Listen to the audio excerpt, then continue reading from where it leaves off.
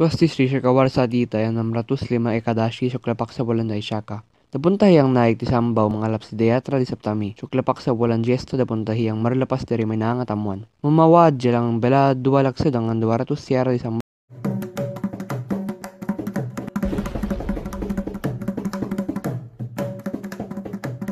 Welcome back. This is lesson 10, Basics of Malay, courtesy of Seva International Singapore. Hope you've been following our lessons. Let's go to the lesson that is halfway down the first batch of lessons. Right, we are halfway through our first set. The learning may have been hard for some, but for others who know some Malay, it may have been too slow. So today I will try to change the flow a little. I will tell you a short story, but before that, of course, I will list the new words I've used in the story. I've highlighted the root words. As you know, if you have been following the lessons, Malay language uses prefix and suffix, which sometimes changes the meaning of the word or the way the word is used. So use your dictionaries to better understand the words and their usage. Next. Okay, and looks like a lot of words, but let's hope that when you hear the story and read it later, you will understand how it is used. Now, baling is to throw. Batu-batu is plural for stones. So batu is stones. Bawa is to bring. Cantik, beautiful. Faham, we have used before as understand. When you put the suffix I, it becomes past tense, fahami, I understood, right? Ganggu is the root word. Ganggu is to disturb, right? Gembira is happy. Jaga, we have used before, is to watch or to look after. The jaga or the security guard is also called jaga, okay? Kecil is small. Kejut is to be in a shock, right? I had a shock, so it's kejut. Keliling is surrounding. Kelakuan, now here is laku, which is to do, or to, yes, to happen, it happened.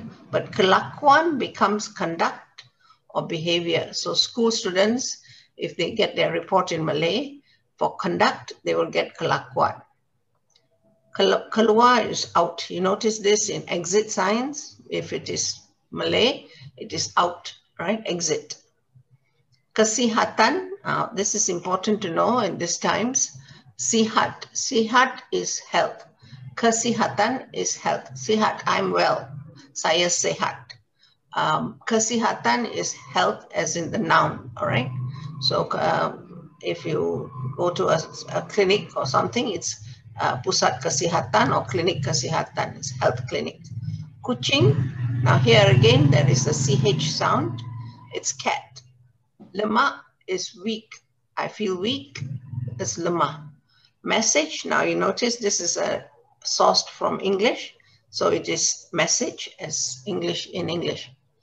Nakal is naughty. Mischievous, actually mischievous, it's not a bad kind of naughty.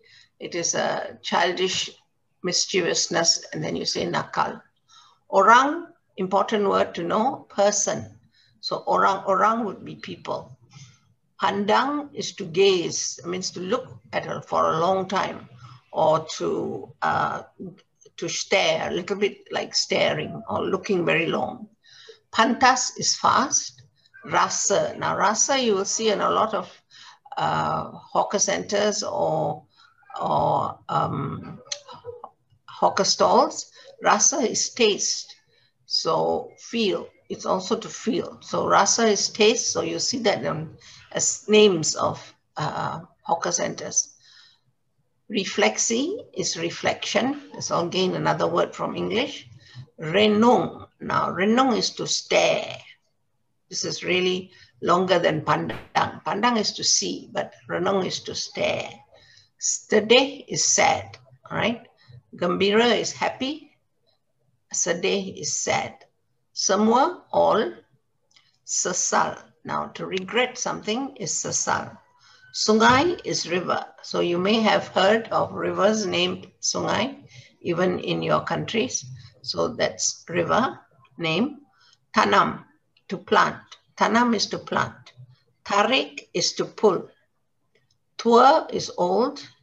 Muda is young, if you come across.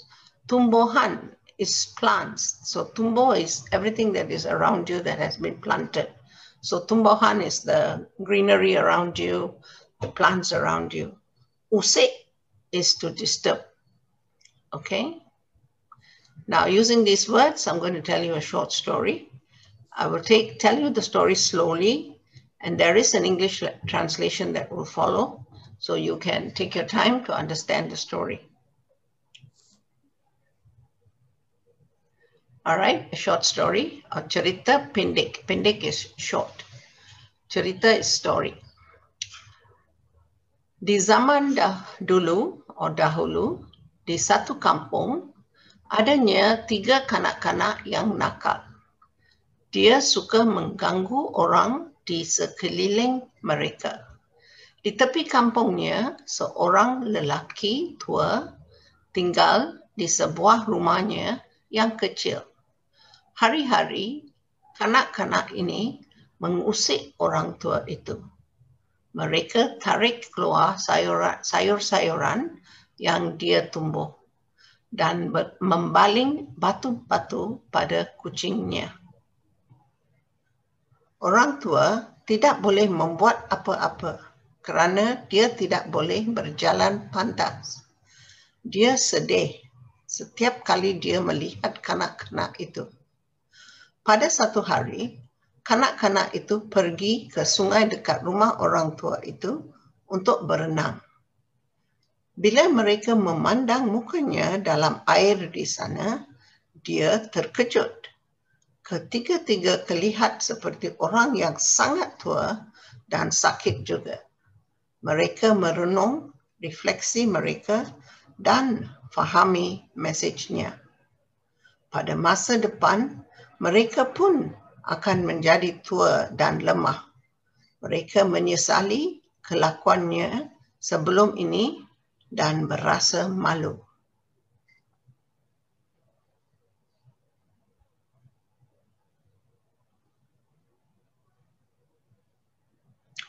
Dari hari itu, dia menolong orang tua itu menanam sayur-sayuran dan tumbuhan bunga-bunga untuk membuat keliling rumahnya cantik. Mereka membawa makanan dari rumahnya untuk orang tua juga dan jaga kesihatannya. Semua gembira. Okay, this is the translation of the story. A long time ago, there was a village with 3 naughty children, and they liked to disturb an old man who lived nearby in a small house. And they used to tease that old man every day. And whenever he saw them, he felt very sad. They used to pull out the vegetables that he had planted and throw stones at his cat.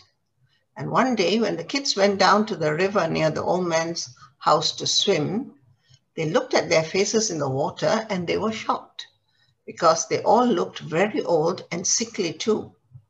They stared at their reflections and got the message, right? In future, they too would become old and weak, and they regretted their previous behavior and felt ashamed. And from that day onwards, they helped the old man to plant vegetables and flowering plants to decorate or to beautify the surroundings of his house. They also brought food from their homes and helped him to look after his health. Now, everyone was happy. So that's a short story. If you read the Malay again, and the words are all explained, I hope you understand it better. Try it, don't give up, although it looks like a lot of words.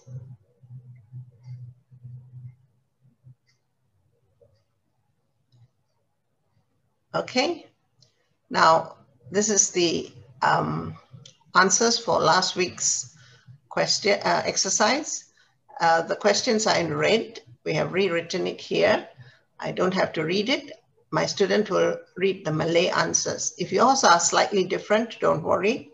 If you want clarification, just submit your answers and we will try to explain any differences. The first answer, please. Pada tahun depan, saya akan melawat Vietnam. Right, the word I taught was new is lawat or to tour. Depan, you know, in front. So ahead, it's the next year, right? Tahun depan is next year. Next. Siti telah membawa anak-anaknya ke pantai di Sentosa. Mereka suka berenang. Okay, the new word there was pantai, which is the beach, all right? And berenang we have used before, it's swimming, so swim, to swim. Next.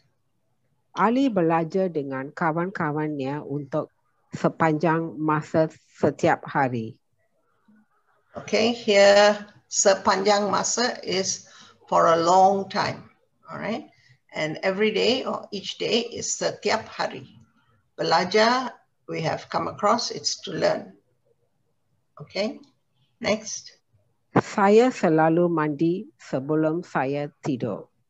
Two new nouns here. Mandi is to bathe or have a bath, and tidur is to sleep. So two new words in this sentence. If you used your dictionaries, you could have found the answers. Right, the last one. Anak lelaki itu berada di bawah meja. Right, the conjunction bawah is to show, it's the preposition, is under. So my son, lelaki, anak lelaki is son. So that boy, so it's a boy. So you use the word lelaki. Berada is was, right? So this is a simple exercise, a few more. 6, next. Di antara duduk di rumah dan bekerja, saya lebih suka pergi bekerja.